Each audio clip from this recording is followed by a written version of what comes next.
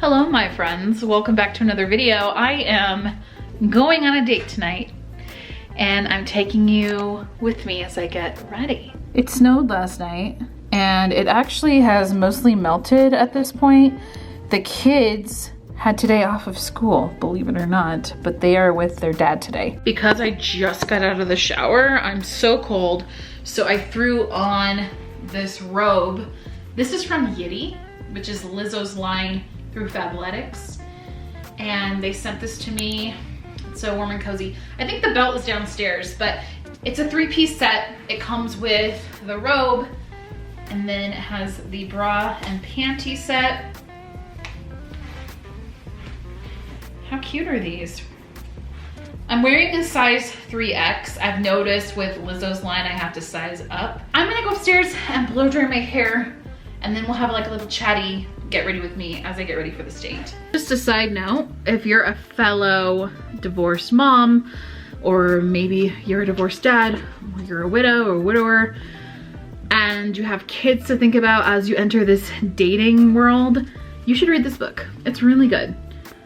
I'm only like 4 or 5 chapters in, but it's so informative and I've been taking notes because I just want to make sure that whoever I end up with next, I do this the right way and integrate them into my kids' life in a way that's not going to cause them to be traumatized and need tons of therapy later on in life. First product I'm using on my hair is this from MATTRESS. It's wonderful for getting rid of all the tangles and also heat prep.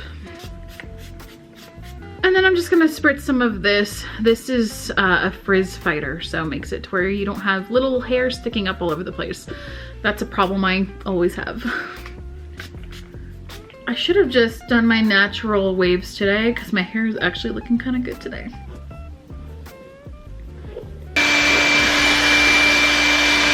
Hair's blow dried. Now I'm gonna take you guys with me to the bathroom so I can style it. I hate filming in this bathroom because the lighting is so orange. I just hate the way that it shows up on camera. I can't decide if I want to do like big voluptuous waves, which I use this hair tool for. And I love this one because I can straighten it while I do it. So it's not on right now, obviously, but yeah, I can go like this and kind of straighten a little bit, and then I just twist it through, pull it through. I have literally used this since I was 15. I had one break right before I had Eden. I was actually pregnant with Eden when it broke. So I had it for like 8 years and then it broke. And then I bought a new one and I've had this one for like 10 years. And it's still going so strong. I don't even know what the brand name is. Cause it like faded, but I'll try to find it and link it down below for you guys because I really like it. So we're either gonna do that or we're gonna do like more of like the mermaid curls that I do with this dry bar tool. I love both looks, but I think I'm gonna go ahead and go with this. That way I can kind of straighten the parts of my hair that dry kind of wonky. You guys saw I have like naturally wavy hair. So when I blow dry it, there's always some pieces that are kind of like a little bit wavy and then it throws off my hair looks. So we will go ahead and use this. Also, hair ties for me are like socks and bobby pins, like they just go missing. Where do they go? We have no idea. So I don't have any way to style this. I can't even find a clip right now. What is my life?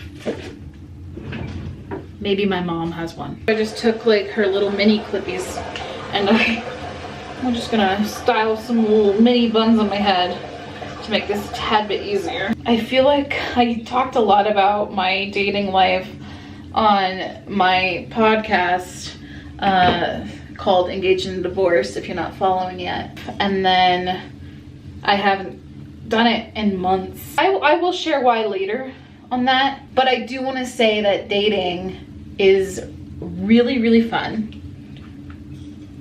And also really, really hard. Really, really fun in the sense that I got married at 19 and I had been with him since I was 18.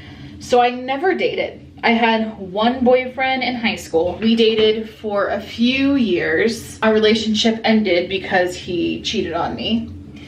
And then I met my ex-husband like 2 months after I broke up with my boyfriend, and we became inseparable very quick. The whole thing was just so fast. We got engaged after dating for 4 months and got married 6 months later. So it was a whirlwind. So all that to say, I've never dated before. I've never really got to experience what it's like to like get to know different people and like see if you're compatible. But I say that it was bad or hard because I am not cut out for casual relationships. It was fun exploring and like getting to know different men and everything. At the end of the day, it's lonely when you realize these men may not want to be with you because they like you for your heart or your soul, but rather for your body or the way you look. It's really destructive for me personally. I mean, I feel like it's kind of common sense that not everybody has good intentions, but because I had never been in the dating world before, I just assumed that people did.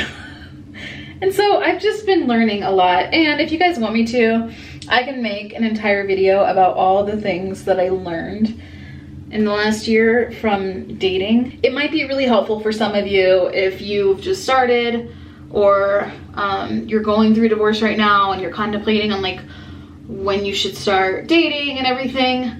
I've learned a lot along the way already in such a short time. I just like put my heart and my soul into like my relationships. I just love being able to like show somebody how much I love them or appreciate them. And that's a no-no when you're dating people and getting to know them. Like, you have to build your way there. You gotta go slowly. But this is coming from the girl who got engaged after 4 months. So I'm learning slowness. I'm learning stability and peace. Those are all great things to strive for while dating. I'm gonna lightly brush through it. We are going to a movie tonight, and not just any movie, but the Titanic in 3D. So I think that's gonna be pretty epic. But now I'm trying to figure out what dress I'm going to wear. And because I can't ask you in this video and then get your answer and then wear that, I'm gonna post it to my Instagram stories. Okay. Hi guys, help me decide what I should wear on my date tonight. I have 2 options, both are red dresses. One of the dresses fell. Here we are with dress number 1. This one's from Amazon. I just showed it. Here we are with dress number 1. I just showed this one to you in my, I cannot talk. Who's ringing the doorbell?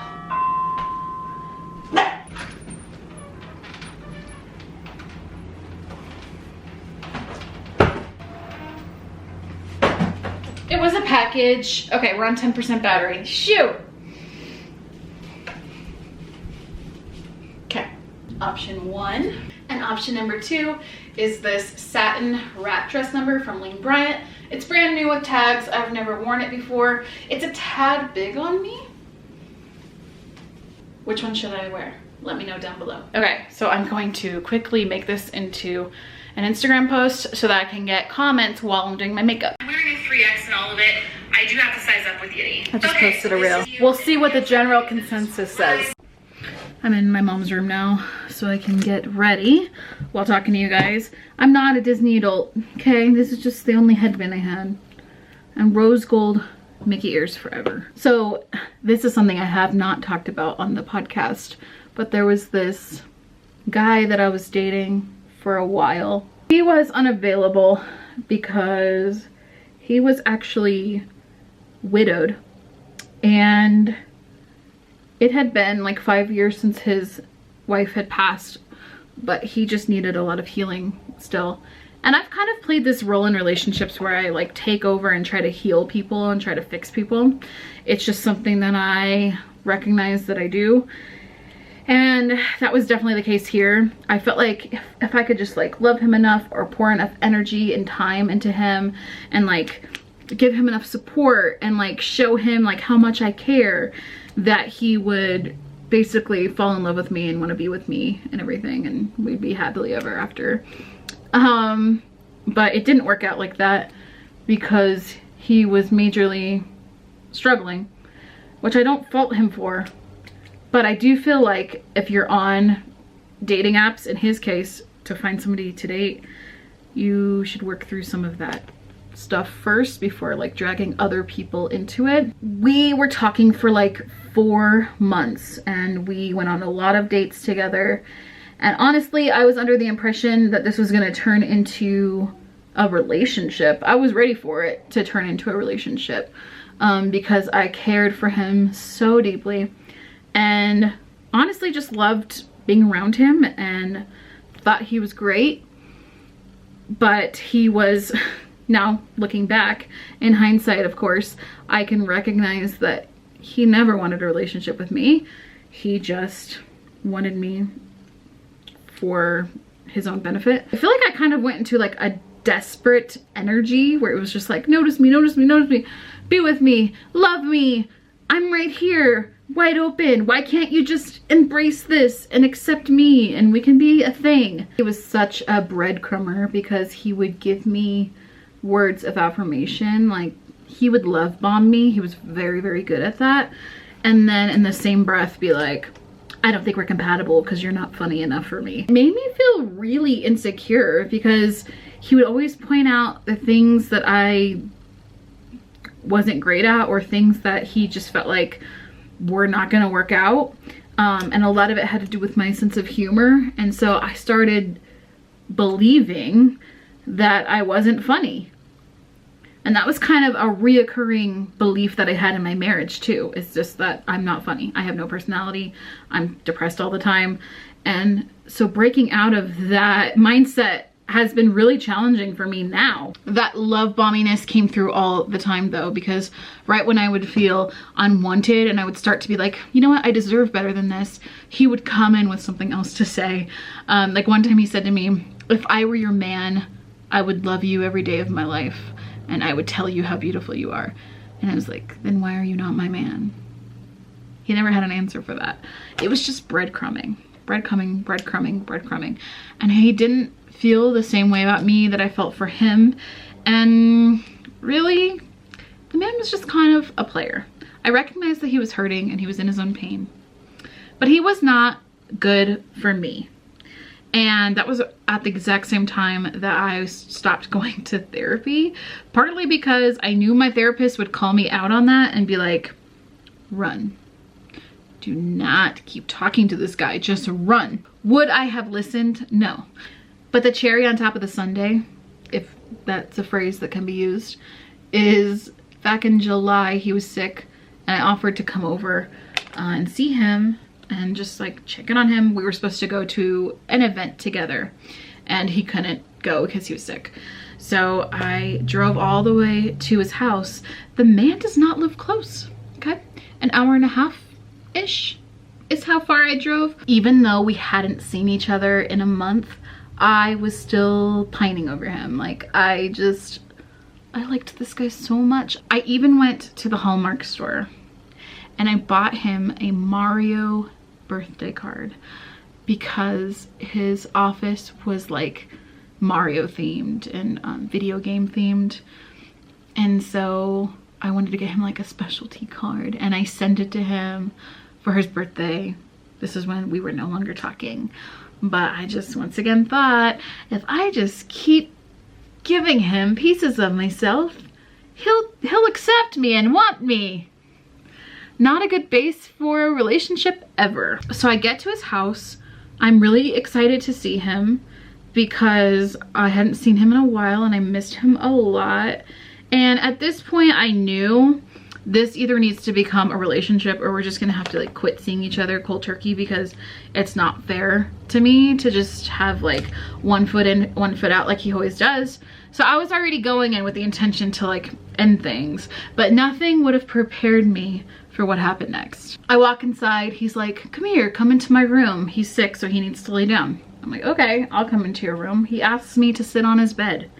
Did I do it? Yes. It's awkward. It's really, really awkward because we hadn't seen each other in so long. And the other times that we had seen each other, like I said, we had that physical connection. So not having that was strange for sure.